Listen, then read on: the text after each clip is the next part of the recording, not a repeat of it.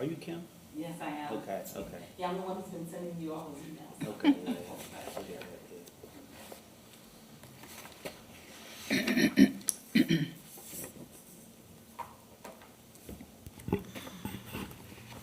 yeah. Good evening, everyone. Welcome to the City of District Heights. I'm Mayor Cynthia Miller. Welcome to our work session, Tuesday, May the 13th, 2025, and it is 7:03 p.m., and I call this meeting to order. We will now have the approval of the agenda.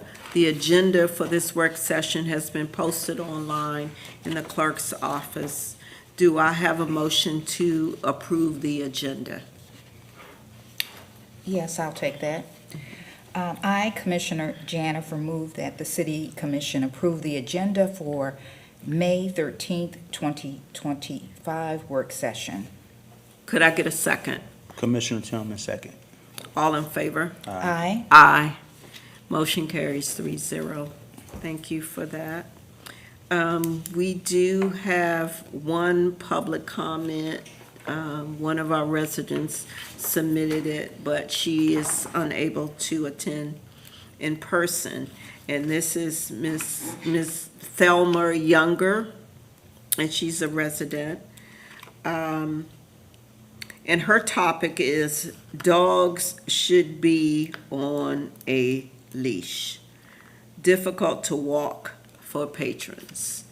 And I think time and time again that we have some residents who walk their dogs without a leash. And we need to make sure that either through code, police, or whomever, we need to make it known that it is against the law, and even in the county, Prince George's County, that to have a dog out without a leash. And I commend her for at least bringing that up, because it is a safety issue.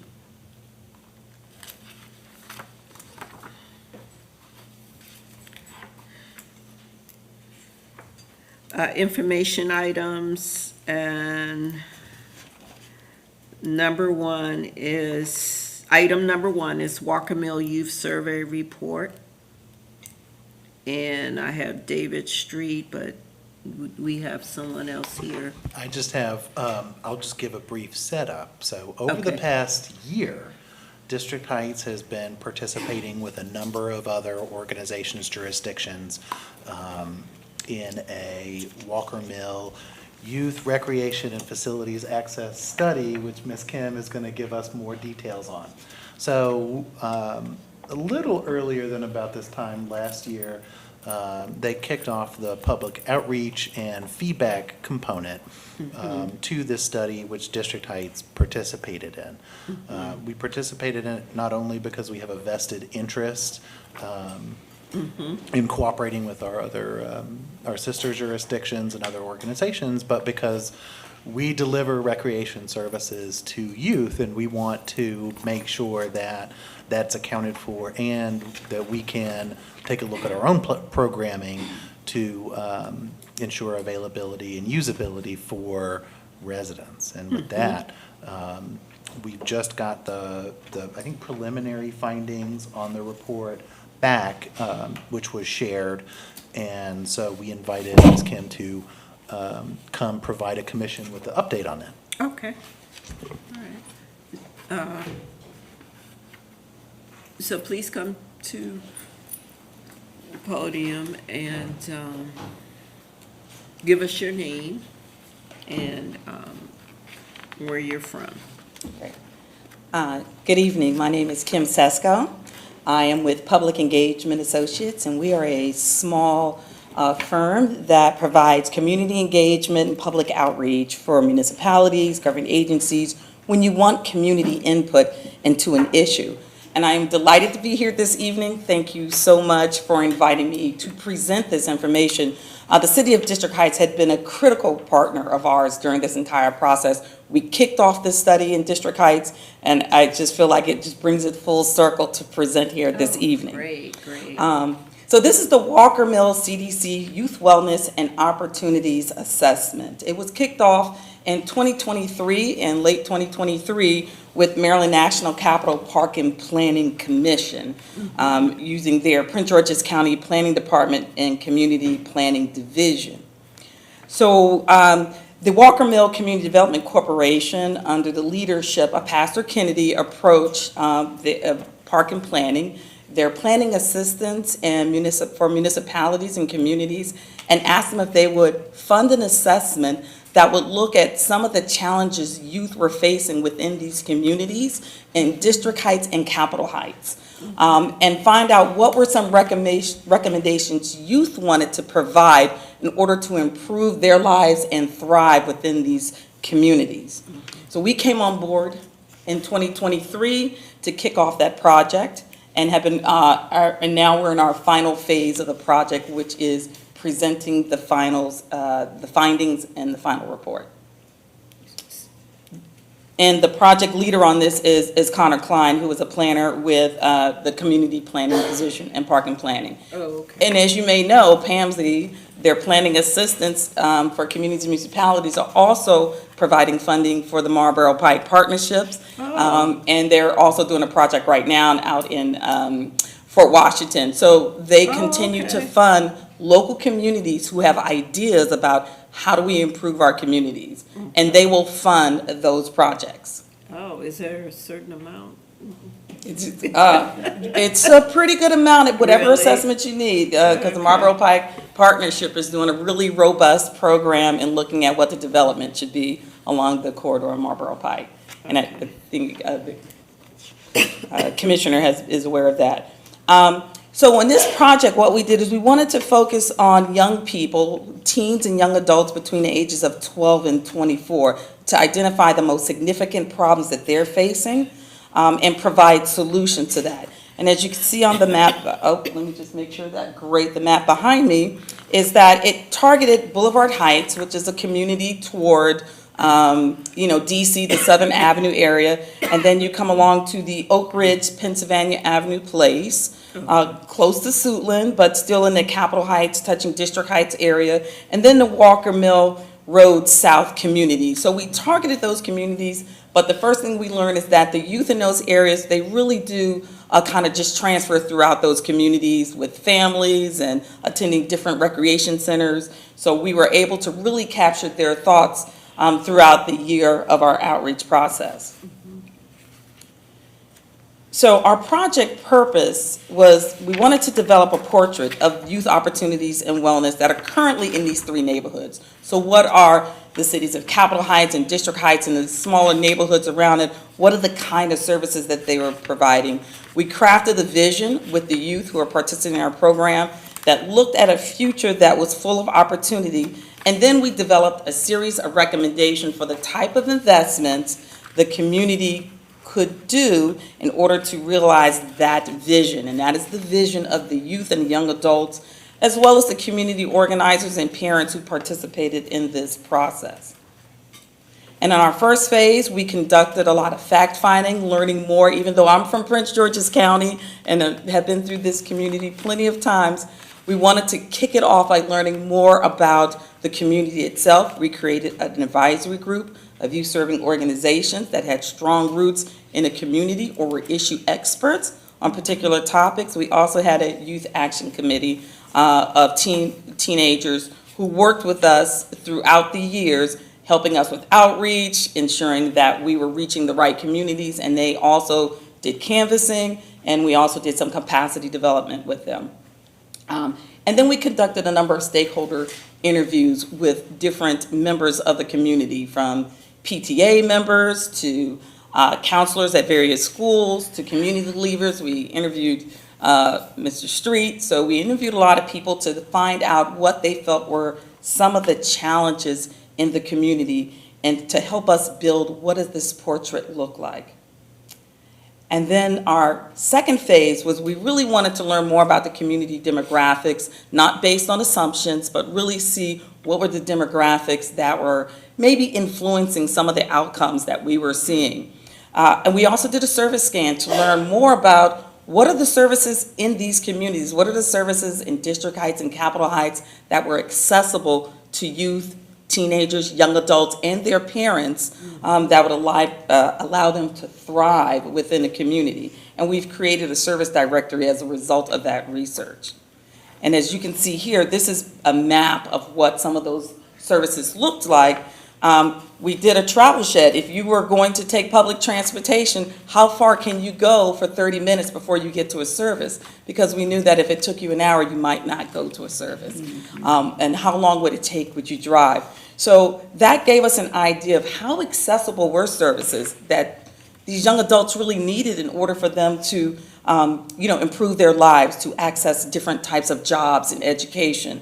And one of the things we learned that there were some services that were in DC, especially along, Wards 8, because people were just transferring into DC in order to get services and then come back home in Prince George's County. But we also recognize that people aren't going as far as North County to access services. So they were just, going without if they needed to because it would be too far to go to services.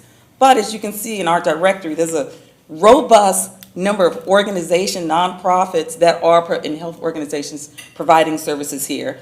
And one of the things we learned in our findings that people just don't know what's available. So we're hoping that the directory and sharing this information will also create an opportunity for better communication. So throughout the year, we were doing community engagement in a variety of ways. And like I said, we kicked it off in the city of District Heights with District Heights Day.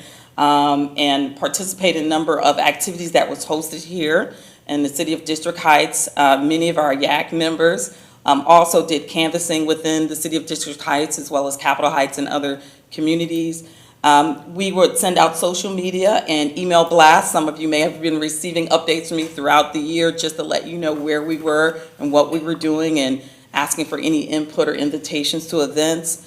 We conducted a visioning session, had a really great turnout of teenagers and young adults from most of the schools in that affected area. So Suitland, Central, Walker Mill Middle School, and the different academies in the area. And those youth were the ones who provided us with some clarity, some input on what they felt they needed to thrive. We also conducted a survey, and I'll share a little bit about that in a moment. We continued to interview what we call issue experts and professionals throughout the process to learn more about the services they were providing, where they felt there were some shortcomings, where they needed more resources. And that just helped us expand our directory and learn more about what was actually happening in the community. Currently, we're at the close to the final stage where we are reviewing our draft recommendations, which I have shared with you. We continue to review those recommendations, sending an invitation to a lot of the issue experts in the community to say, this is what we created, working with youth, young adults, and organizations in these communities, and let's take another look at them to see if they really resonate. So we work with community organizations, stakeholders, other youth groups, and the Latino community to ensure that these recommendations really help our community. So one of the documents I provided with you was just what we've learned so far. And you can just take a look at this at your convenience. But, the top headline is that crime and violence continued to be an issue with youth within the communities. Again, it's those pockets of neighborhoods that even if you didn't live there, they still impacted you because you may have had family or schoolmates who were impacted by violence. There were questions around drugs, and while arrests for drugs were down, the proliferation of drugs still continued, especially with the legalization of marijuana. Homelessness was an issue and continues to be an issue. We were working with Sasha Bruce on some of the ideas they had around how do you provide services to unhoused or homeless youth. That was a big concern with youth and young adults, especially as young adults are transitioning to their own housing. Talked about jobs in the community versus going out very well outside of the community, especially for young adults and teens.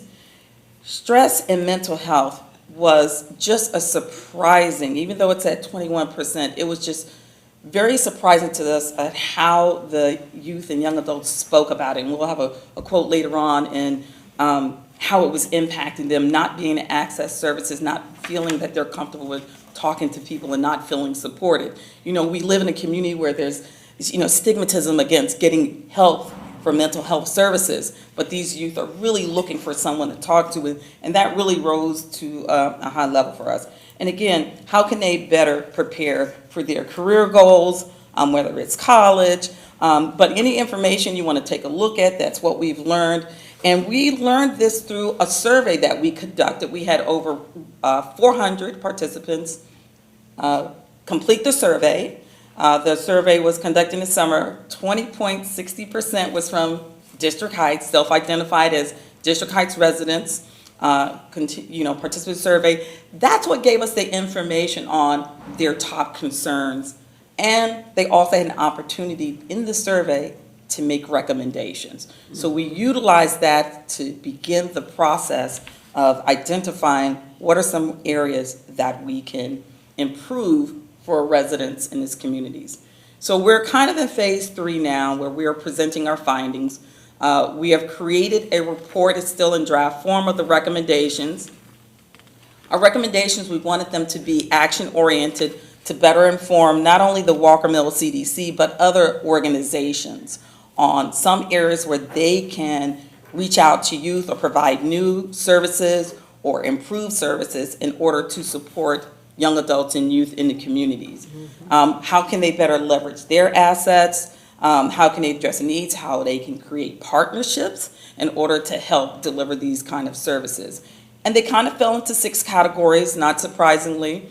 Community safety was one of the issues, health and mental health and wellness services, school educational opportunity and success, family engagement and support, job and career success, and community spaces and quality of life. Those are the 6 areas, we call them branches of a tree, that really helps a community grow and become robust. And we worked with our youth during a visioning session to really fill out what this community will look like, what would be their vision of a prosperous community. So one of the things I've provided you today was our draft of the recommendations and instructions, little descriptions and instructions on the front if you want to review them and provide us with some information on how you, the city of District Heights, are there places on here, recommendations and actions and problems where you see yourself as a municipality playing a role in it? Where do you see you would want to identify a service, especially those, if we look at in the recreational area where their youth wanted certain things, different types of recreational access and services, and from a safety perspective, they were looking at recreational facilities that felt safer, had better lighting. Now this is through the service area, so it's not just District Heights, it's throughout this service area, but looking at opportunities for them to grow through recreational services and the other kind of services. Like I know the city of District Heights has a jobs program that you promote to folks coming into the building to help connect them with employee Prince George's and other things. But how do we use our facilities to better promote health and wellness with our youth? So the way we have broken this out into our 6 categories, we shared this information with a lot of issue experts in our community who are already providing health services or recreation services, or safety. We met with the police department for them to get a better perspective of what they felt was needed within a community. So these are draft recommendations. We haven't finalized them yet. You're the last group that we're asking to really, if you want to review them, at your convenience over the next week and give us some input on what you feel would either strengthen the recommendation or where you see yourself as a municipality playing maybe a greater role. There are areas in here that talk about recreation and park and planning, but there are also areas that talk about employment and how do we use our facilities to ensure that we can bring jobs into our neighborhoods. So there's a lot of different areas that you may see your organization in. This is also a project that is very short-term oriented. It was designed for us to create goals that can be achieved short-term, medium, and long-term being no more than 10 years. So there are some things that the school system might want to do, but it may take them a little bit longer time to get together. But if you're a nonprofit who just received $500,000 in a grant, you may see an idea here that you can use your grant funding towards. So we wanted to make them accessible, we wanted to make it action-oriented, and we wanted to set it up, if you see there's one column that says lead entity and partner entity. You may see something there where you would feel comfortable with being a partner, with as a lead entity. What happens now is that we are in the process of doing the graphic design and final editing of the entire assessment and report. This is just the recommendations. So it kind of reviews why we did the assessment, what was the methodology we used, what was the, what are the survey results, what are the demographics, what is the community portrait looks like, so that people looking at the report understands the community. If you're asking for funding from an organization, they're going to say, who are you going to give it to? You'll be able to use this report to really give them a great profile of the community, as well as how you want to deliver on a potential project. And we also wanted to make sure that it was accessible to everyone. So we kind of wrote it in a manner that makes it accessible, whether you're a youth organization or a health organization that feels like you want to provide additional or more services within the neighborhood. That we're still open to receiving comments from this board. If you would like to make comments on the recommendations, as you will see, there is on my slide deck, there is actually a bit.ly right there and a scan that we will provide to you, if I haven't emailed it already to you, where you can just pop into the document, make some comments, make any edits you would like, and then we will, once we finalize the report, it goes to Park and Planning, the PLAMC office. They will make their edits to the report, and then they will release it to the public. We have a robust database of people we have been interacting with since 2023, and we will share the report once it comes out. We are looking at the report to be a tool for people to use. There are a lot of nonprofits that have funding wanting to know, how can I improve the services? How can I better impact the community? And we hope that this tool for organizations like the Walker Mill CDC, or Marlboro Pike, to say, you know what, here's a piece here that I think we can do with the funding that we have. So with that, I know I only had 15 minutes, so I'm going to take a pause and see if you have any questions. Are there any questions from the commission? I just have one. Sure, Commissioner Tillman. Thank you so much for this presentation. It was very helpful. Can you, I guess, email us that slide that you just presented, especially with the map? Yes, and Mr. Warren has that slide, the slide deck, so he Okay. can certainly provide it to you. And any additional information you need from us, please do ask. Okay. And that quote actually sounds like a young person, because it said bruh. And I just read it. I read it in a young person voice, and I was like, man, that was just so, yeah, you can And I tell. have to tell you how this happened. We were doing a listening session with youth over at Oak Crest Recreation Center. Oh, And as a matter of fact, this young man comes close to this area, actually. And I had youth interviewers interviewing the other youth participating in the event. And of course, they use their phone to record everything. I'm writing it down as quickly as I can, and I freeze because listening to him was just so profound. You just stopped, and all you wanted to do was just hear this profound statement that came from him. And I was like, oh, I wish I had that. And of course, our interviewers had it all recorded, so we're able to really share it with people about, really gives you kind of an idea of what youth are dealing with and how they feel they need support throughout their lives. Just one quick question. Oh, go ahead.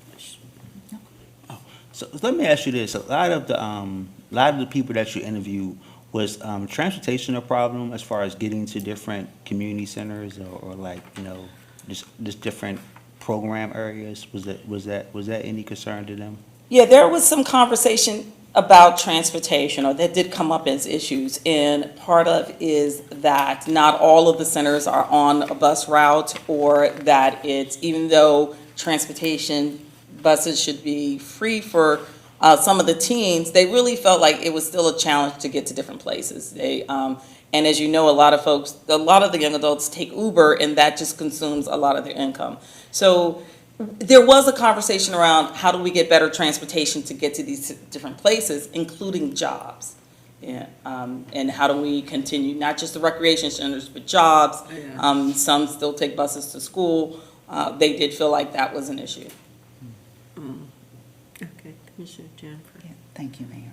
I have a couple questions. Comment, number one comment, thank you for doing this. I know this was probably a heavy lift for the team, but it is absolutely needed and necessary. Did you have any issues with trying to get these young people to open up to you all in the very beginning, just to warm up to being able to have the conversation? Because I'm looking at one of the statistics that you have here that mentions 70% of these young people say that they have someone. So what happens to that 30% that has no one to talk to? Yes, and that is it. And one of the things we did was when we started the project, we brought in our Youth Action Committee as well as other young adults that we hired. And they were all paid $20 an hour to ensure that their time was valued. And we worked with them, and what some of the best responses we received is when the youth were interviewing other youth. They felt comfortable. They knew when to nudge and push them a little bit more because it was their reality as well. So most of the honesty and openness is, number one, the survey was anonymous. You didn't have to put your email address in it unless you wanted to at the very end, so it was completely anonymous.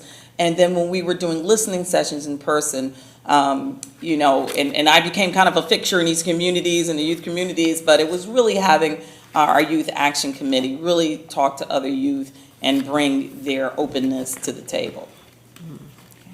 So through Maryland Park and Planning and, so you basically focused on Boulevard Heights and these other areas. So with Capitol Heights, so you also focused on the municipality and outside of the municipality, because it's the same with District Heights. Yes. So when you say District Heights and Capitol Heights, you got the unincorporated, you got the incorporated. Well, part of it is so the community understood the neighborhoods we were in, because we probably looked at the map for a good 3 months in order to make sure that when you say Boulevard Heights, not everyone knows what neighborhood you're talking about. But when we said Capitol Heights and District Heights, from the person who's the resident, they immediately understood the neighborhoods we were talking about. And then once we started to drill down and we were actually in Walker Mills South, or we were in Oak Crest, you know, and Rolling Hills and those different neighborhoods, you know, it's a little bit different. There were a lot of neighborhood names that's really close by that are part of this area that doesn't show up on the maps all the time. But part of it was really helping the community really understand the neighborhoods, the area that we were talking about. And even if you didn't live on Walker Mill Road, if you lived in the apartment complex across the street, you were Yeah. experiencing the same thing. Yeah. And you were going to the same schools. And so for us, it was just a way of helping the community really understand what part of the community we're talking about. We're not talking about North County, we're not talking about South County, we're talking about these these three areas that's kind of embedded in the Capitol Heights, District Heights neighborhoods. I mean, and there was some overlap with Suitland. You know, of course, that's where some of the arts programs are, so we were able to tap into the youth who attend those arts programs, but they live in the neighborhoods closer to District Heights, Capitol Heights, Walker Mill Road, Oak Crest, things like that. Now, the too many drugs, that was 35%. So does this really focus on marijuana, you think? That was one of the areas that came up the most. And the interesting thing is, once it became legal, it's not something that shows up on the police records as it may have several years ago when you would be arrested for carrying marijuana. Now it's legal, but youth feel like it's a problem. They feel impacted by it. So we didn't want to question or undermine their reality. That's their reality. And they felt like that was a problem within their communities, either, because it's near the schools or it's in the, Oh, the marijuana. right, sale, or, yeah. and there's other things. That was but that's the thing that kind of rose to the top. It also was, some of the gangs or traffickers that are connected to the drug industry within some of the areas in these communities, that also kind of lend itself to this conversation about why youth felt and young adults felt like drug had a negative impact on their lives. And also we think about how they're feeling about their parents too. It's not that I'm doing it or my other 18-year-old doing it. It's also living in a climate where maybe someone who is supposed to be your caretaker may be Yes. influenced. So it's Yeah. the bigger, wider community of the influence of drug and alcohol that they are responding to. So with Maryland Park and Planning, because sometimes most of the services come from the county, what are their takes on how to help us? Because at the end of the day, okay, we're a municipality, but then we have the county, then we have Maryland Park and Plan, which is much larger than what we can do. We like to partner, but what are they saying? Are they saying there's not enough funding, or do they want to expand into the municipalities to help us provide these additional services? Because we're all in on providing services, but of course, the budget doesn't allow us to do everything. So where does Maryland Park and Planning in the county fit in this to help make this right? Well, first, I'm going to say I am not officially with Maryland National Park and Planning Commission. We are a contractor of theirs, and we've been Right. working with them since Envision Prince George's, so we've been around for a long time. However, this particular program funds the ideas of communities.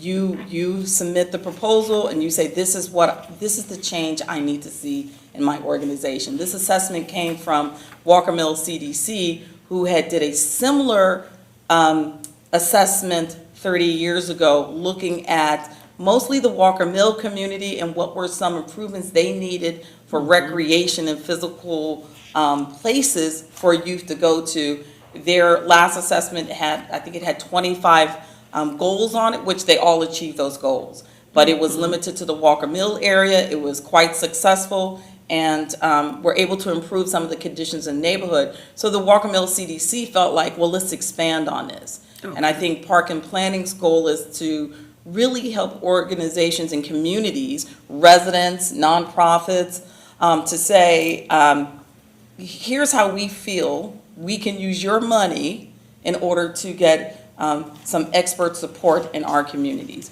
So that's how that comes along from a funding perspective. Everything else, and they have their own, of course, parks and recreation centers. Right. So they're taking in the recommendations as well as far as their parks and recreation centers are concerned. Okay. Any other questions? Yeah, just one final, really quick. Did you, I see a lot of the identified are Prince George's County Public Schools. Did you talk to any of the school board members Yes. about these and, kind of give them the feedback as well? Right, so since we were targeting 7 and 8, I think, so it was Brandon Harris and, Dr. Harris, who is no longer on the school board, and, It's Dr. Moss now. it's Dr. Moss, right, and then, Brandon, I'm sorry. Jackson? Yes, and Brandon Yeah, Jackson, he okay. was actually one of my, first people we interviewed. We also interviewed our council members, Blegley and Oriata. So we also interviewed them to kick off the process and in the middle of the process, and whenever we saw them at events, just kind of keeping them up to date on the progress of the assessment. So yes, we absolutely talked to them at the beginning, and then we actually circled back to them for a series of interviews after we had gotten the initial recommendations to kind of see how does these recommendations, how do they play within the educational system? Where do you feel like we can make them stronger? Where do we see partnerships for these recommendations? Again, 99% of these recommendations come from the voices of the youth, the teens, and young adults who either completed a survey, attended a visioning session, or a focus group, or a listening session. Okay, yeah. Well, this is some really good information, and we're going to take some time. We have Vice Mayor Gomez and Commissioner Harcourt. They're not here, so we want to make sure that we all have a chance to look at the data. So, so what are your recommendations for us once we review the data here? If there are changes or information that you would like to include, any adjustments and recommendations that you think would make it stronger, or an area where you think that you would be either a lead entity or partnership, you can do it two ways. You can either, and let me go back to the screen, you can always email me, and I'm going to bring up my email address, or you can go online, and it will actually bring you up to this document online, and you can add it as a comment directly into the document, and then we go in and accept those edits and make sure that it shows up in the final report. Or you can email me if you feel like there's a conversation you want to have with me directly. You can certainly do that. And what's our deadline?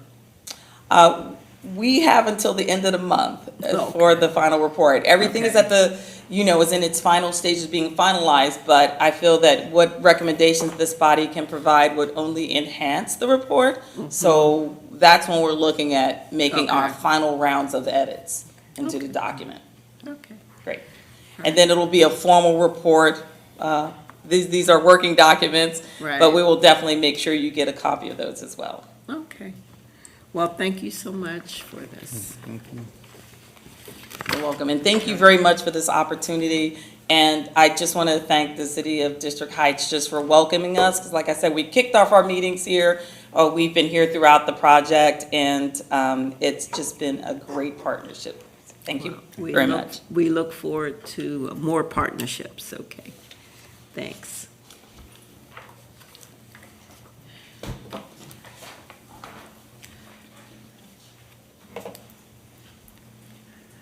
So now we have item 2, Juneteenth programming and economic impact, Darren Swain.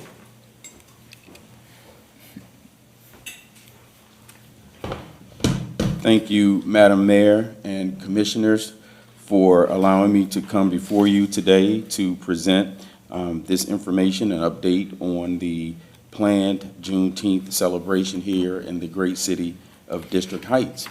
I want to first, before I go into that, just again, thank you for allowing me to come and be a part of the team here in District Heights. I hit the ground running with participating in the TAP program that we did with the Marlboro Pike Partnership.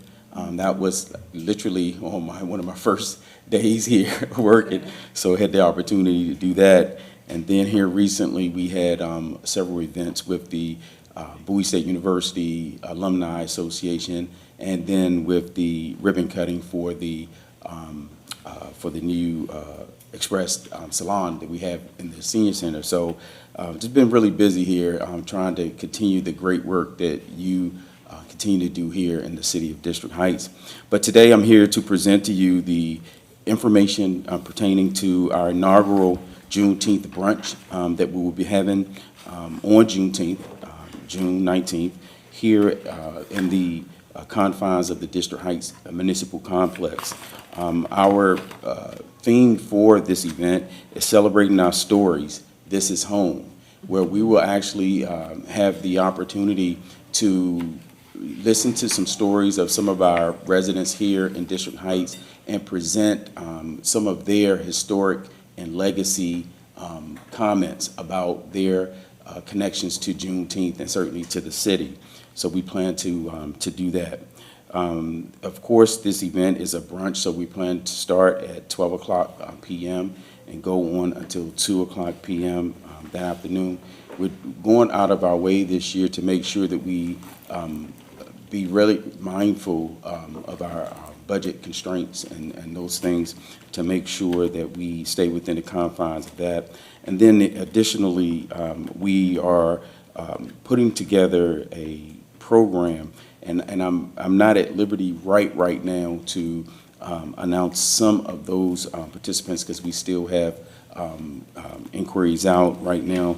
But as soon as we get some comments back, I will certainly share that with you and the staff so that we can do that. I think that is pretty much it, and I will now take any questions, Madam Mayor, that you or the Commissioner. So you'll be giving us an update at the next work session? Yes, Is what you said? absolutely. More detailed, Okay. absolutely more detailed briefing on the confirmed participants in terms of some of our guests that we've invited. Okay. Any questions from the commission? You mentioned, yes, Mayor, Sure. thank you. You mentioned that there will be some speakers there from the community Yes. that will talk about their experiences.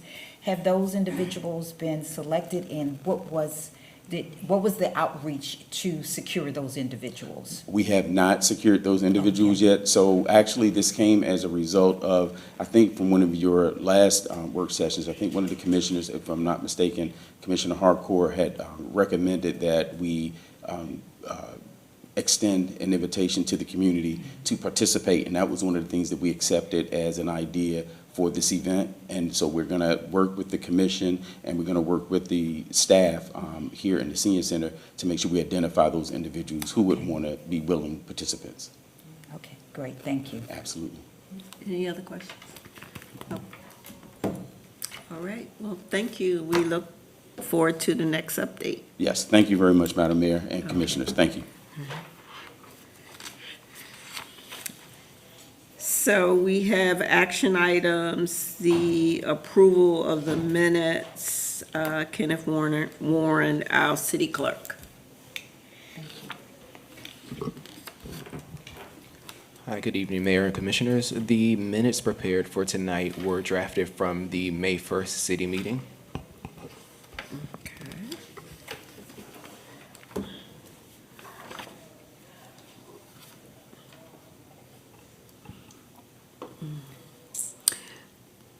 Could I get a motion to approve the minutes from the May 1st meeting?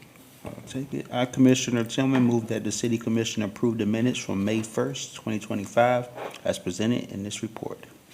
Could I get a second? I, Commissioner Janifer, second the motion. All in favor? Aye. Aye. Aye. Motion carries 3-0. Thank you.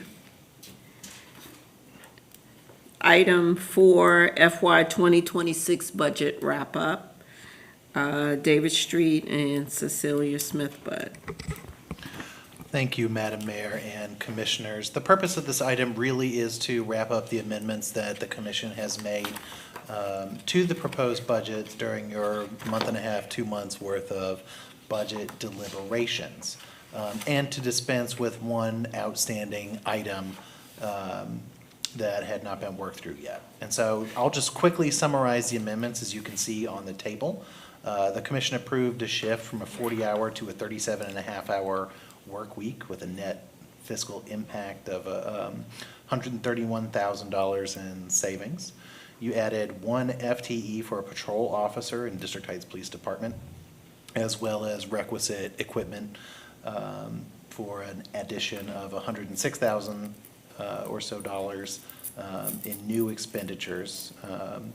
We piloted, and then in the budget, you agreed to proceed with Herald advertising, event sponsorships, and donation and incentive sponsorships for, a conservative budget of $7,500 in new revenue per each category.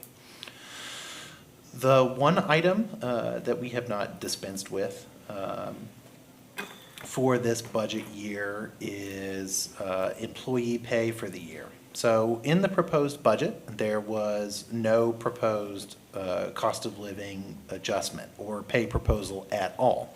This was done for a couple of reasons. Number one, we knew that we would be taking a serious look at converting the overall number of hours that people are working.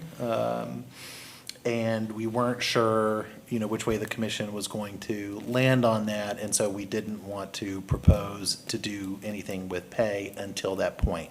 We knew we were in a constrained budget year, so having that variable in place was important before we knew essentially what the maximum we could afford would be. Similarly, we also had, at the time the budget was proposed, uncertainty around what was going to go on with collective bargaining, and so we reserved $250,000 in the proposed budget to set aside for collective bargaining costs and, associated pay and benefit increases, such as they may be. Since then, the commission has settled on a collective bargaining ordinance, and we are in the process of organizing our first labor election. So we have a little bit of a better idea of what we're going to be coming to the table with. So the context here is, starting July 1, FY '26, we're going to be asking staff to work 2.5 hours less per week. But we also don't particularly want that to be felt as a decrease in total compensation. So what I've done a little bit of math on is how to address that and resolve the COLA and pay issue or outstanding issue for FY '26 with one sort of final adjustment. For employees that are classified as salary, I am not proposing any salary changes. They would basically be held flat, and they wouldn't see any net increase, but nor would they see any net decrease from the reduction in total hours worked, right? For employees classified hourly, you can afford up to a 2.5%, maybe a little more, cost of living adjustment, which, again, the hourly employees will be working about 2.5 hours less on average per week. You adjust that up by a couple of percent, and you basically have a near parity to where we left off at a 40-hour week. That is a total fiscal impact of less than $100,000.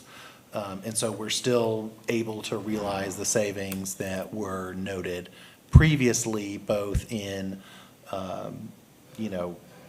not worked time now not being billed to the city, and a pad before overtime is triggered at the 40-hour mark. And with that, I'm happy to take any questions. We went through the proposed CIP amendments in some detail at the prior meeting, and so I don't, unless the commission's pleasure is to go through them, I'll pause for questions now. Any questions from the commission? I have a question. How many salaried employees do we have here? Between 8 and 10. Between vacancies and filled positions. I mean, is the organization not able to provide that same 2.5 COLA to all of the employees across the board? Yeah, so if the question is, can we afford it? Yes. But what I would point out is, they would be getting paid at the same salary rate for effectively a little bit less time each week. And so you could argue that they're seeing a net increase in pay by the hour. But all of the staff are experiencing the decrease in hours. Correct. Okay. It's just a matter of how they're calculated. So we do have some employees that accumulate hours where they don't get paid, so they adjust their Correct. schedules. And so yes, a salaried employee is not clocking in and out for lunch, for example, whereas an hourly employee would be. Are you finding that most of the salaried employees, even though there's going to be a decrease in the number of hours on paper, are probably still going to go beyond those hours? I would say on balance, you probably get more than 40 hours a week on most of them. And then we have the performance evaluations coming up, and when are they due? So performance evaluations match with the fiscal year, and so we typically spin up the process in June and have it wrapped up by August.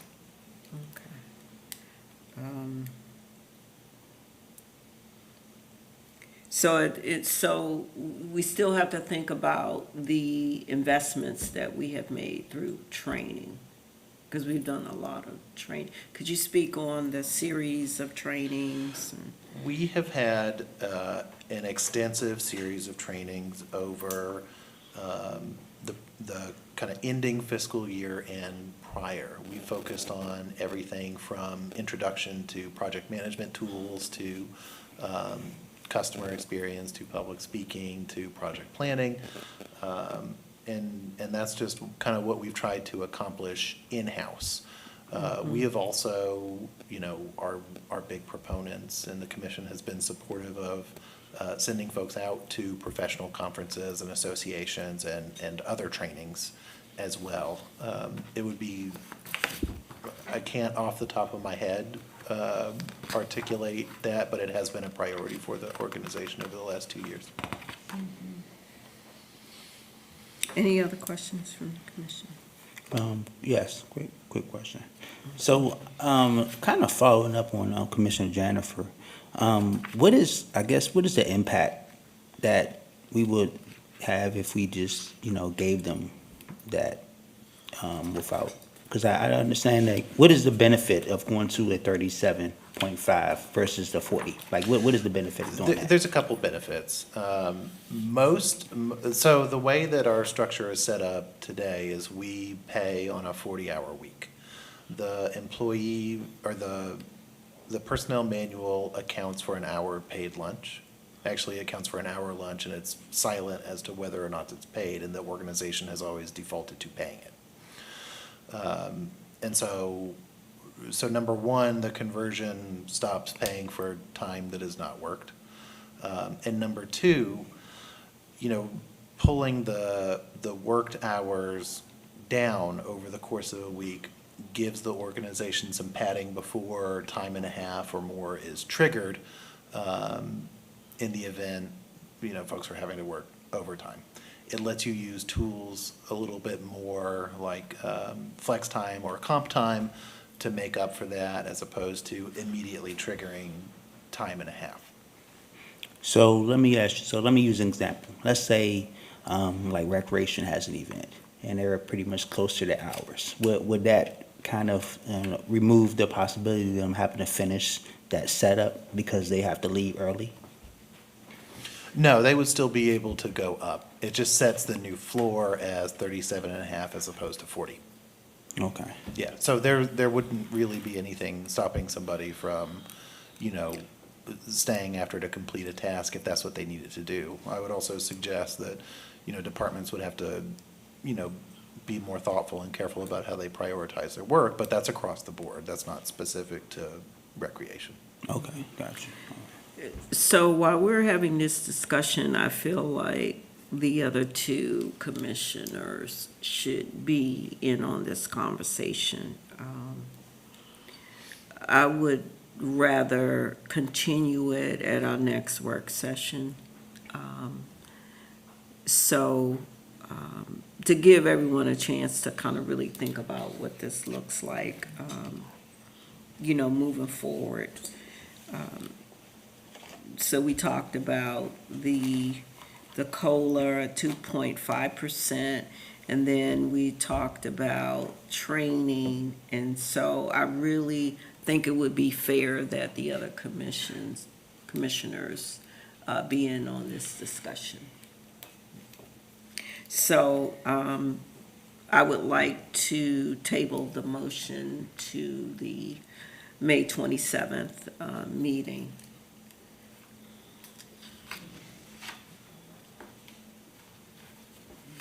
Need a motion for that? Yes, so could I get a motion to Well, table it? really quick before you. Sure.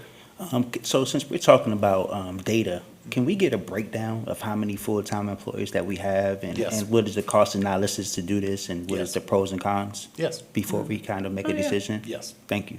Okay, and now, I make a motion that we table this. she- Oh, She okay. was working Oh, on it. okay. Oh, yes, go ahead. okay. I, Commissioner Jennifer, move that we table the discussion on the FY 2026 COLA/pay proposal to the, move it to the May 27th Work session. work session. Could I get a second? Commissioner Tillman, second. All in favor? Aye. Aye. Motion carries 3-0. Thank you for that. I just felt like as the conversation was growing, it was like, it needs to be all Yeah. of us, so, Agree. thank you for that. So the FY 2026 amendment, first of all, does Cecilia Smith Budd, do you have something to add to what David had talked about? No. Mm. Just, I can update the number of salaried employees for you. There are actually a total of 13. Okay. And Come to the podium, please. Oh, okay. Oh, yeah.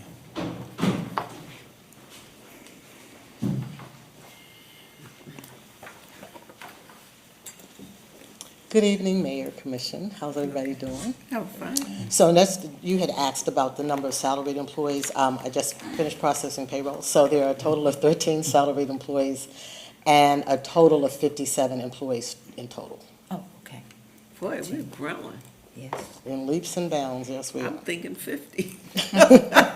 Same thing I said when I was like, oh, those numbers are. Ooh, okay. I mean, I don't have a problem with that. Okay. Any questions? No further questions. Okay, but thanks for that update. You're welcome. That really helps us. Okay, so the FY 2026 amendment to the FY 2530 CIP, Capital Improvement Program. David? Yep, so this, Mayor and Commissioners, this table just summarizes what was presented to you previously. There are no additional changes other than announcing that the bond reprogramming process is completed and we have submitted our first draw for the fire alarm system. And so the balance, about $700,000 or so, has been appropriated in a new capital project, which is the long-term maintenance and improvements to this wing of the building, the 1964 wing. So could I get, so we know that the fire system is completed, and my ears are still feeling it, okay? And I felt like they did a really good job on the installation process. So where are we with the HVAC refit? Because So- I want to hear good news. Yeah, so we're still where we were, which is getting quotes. So we submitted the reimbursement for the fire alarm. That is $130-something thousand that should be coming back to the city's coffers shortly. We're And going- where is that coming from? The bond. Oh, We're okay. drawing back on the bond. It's a Okay. reimbursable bond, so we can make the expenditure and then request reimbursement. Okay. Yep, and so the next bond draw that we're gonna do is the closeout updates that we did for the senior center. That is lingering punch list items that were left when the building was completed. Things like the AV installation, the upfit for plumbing and water in the art room, things like that. Then we'll be able to move on to two new additional projects. One being the HVAC project, two being not yet defined, will bring options back to the commission for prioritization. Okay.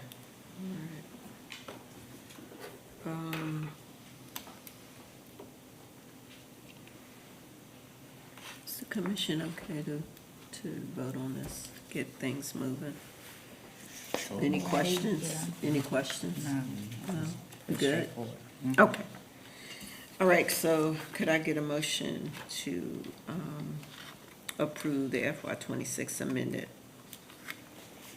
I take it. Okay. All right, Commissioner Tillman moved that the city commission approve the FY 2026 as amended by the commission and forwarded to the FY 2026 budget ordinance to the June city meeting for formal adoption. Could I get a second? Commissioner Janifer seconds the motion. All in favor? Aye. Aye. Motion carries 3-0. Thank you. Thank you, Mayor and Commissioners. So what that'll do is that will let us button up the remainder of the budget, but leaves open the question for pay that we're going to bring back to the next work session. All right, thank you. Okay. I was looking at a couple of our memberships, and one is Maryland Municipal League, with the increases that we are incurring with that. And I wanted to give the commission some options on other memberships that would be beneficial for us and for the city of District Heights. I know we were talking about, was it the Council of Governments, COG?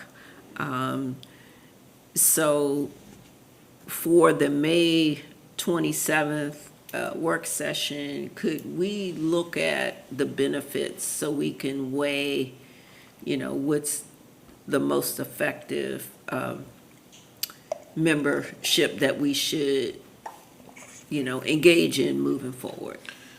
Yes, so if I'm understanding the request correctly, you want us to look at the cost structure for the city's participation with the Maryland Municipal League and report on the cost structure and the relative benefits that are provided to the city for membership in the Yes. Maryland Municipal League. And maybe to draw a comparison with the Metropolitan Washington Council of Governments. Okay. Okay. Okay. That would be great. Yeah, Thank you. we can prepare an informational report based on that for the 27th. Okay, thank you. All right.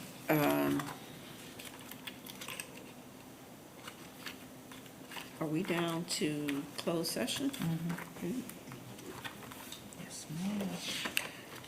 So could I get a motion to go into closed session? All right, Commissioner Tillman moved that we go into closed session pursuant to Maryland Provisions Code 33054. Could I get a second? I, Commissioner Janifer, second the motion. All in favor? Aye. Aye. Motion carries 3-0. Thank you. And we are now going into closed session.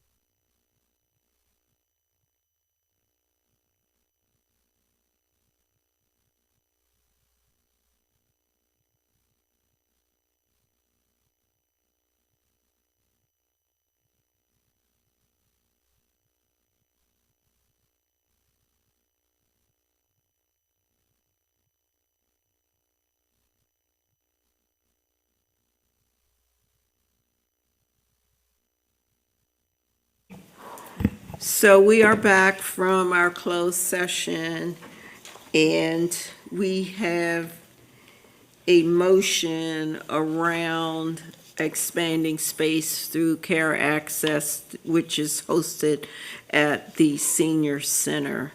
They are interested in increasing some space. Could I get a motion to accept their offer?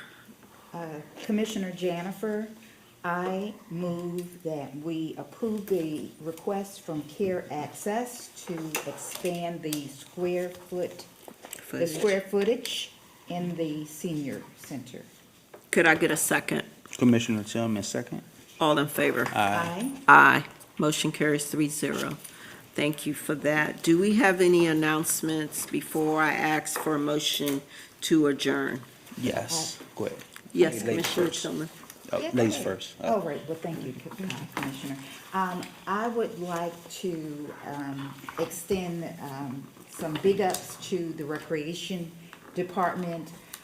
This past Saturday, we celebrated Mother's Day, and it was a full room. I saw happy faces, full bellies, and it was a great time for everyone. So I'd like to thank all of the staff in Recreation. It was all hands on deck there with the team.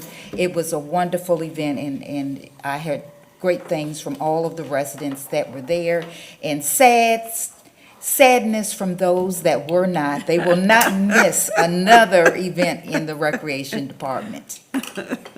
Well, thank you for that, Commissioner Janifer. Commissioner Tillman, you had an announcement. Yes, I want to, make a second on that kudos, and also I want to give a shout out to, Jeffrey Taylor. There was a pit bull loose last night around the city, and it ended up at the Recreation Dog Park. And Jeff, he moved swiftly to lock the dog up, to remove him from the population, and made sure that he got safely removed and caretaken from the city. And I also want to thank Chief Tarpley for just, him and they working together to handle that situation and make sure that our residents feel protected. We do have a loose dog issue in the city, and I think we definitely need to do something about that because, that dog was loose for about a couple weeks now, and I saw it earlier that day. And, thank goodness that, Recreation and Jeff handled that situation to make sure that dog wasn't, attacking no one in the city. So I thank, Jeffrey Taylor for his swift action and work, and that's what teamwork is about. Him and Chief Tarpley handled that situation very well and communicated everything. Thank you. And also, that dog he's not a vicious dog, and thank God for that. Yes. But I had a chance to meet him, and it's just weird how he had all of these scars around his neck, because I guess he just broke loose, but he is a really nice dog. If I didn't have one, I would probably try to adopt him. But no more dogs for me. But thank you for that, and it does take teamwork, and that's what we're advocating for our staff here is teamwork. No matter whose area, it's teamwork. We all come together. So without further ado, could I get a motion to end this meeting, this work session? Commissioner Tillman vote to end the work session for today. Could I get a second? Commissioner Janifer seconds the motion. All in favor? Aye. Aye. Aye. The meeting has been adjourned. Thank you.